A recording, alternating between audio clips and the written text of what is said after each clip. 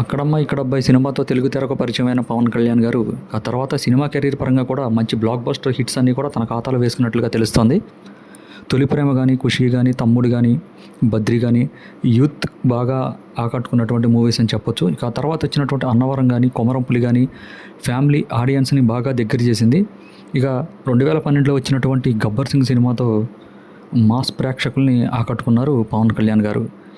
ఇక ప్రస్తుతం ఆయన రాజకీయాలతో బిజీగా ఉండటంతో సినిమాలు కాస్తంత ఆలస్యం అవుతున్న మాట వాస్తవం.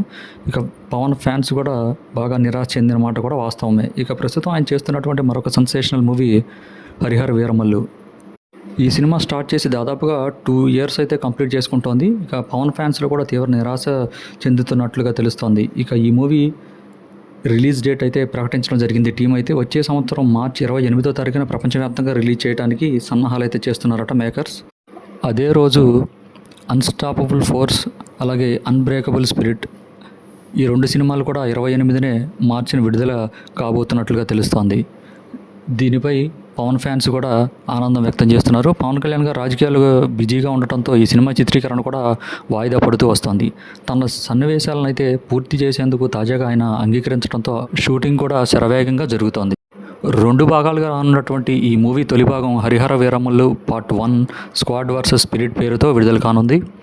ఇక ఈ సినిమాలో నిధి అగర్వాల్ గారు అయితే హీరోయిన్గా నటిస్తున్నారు.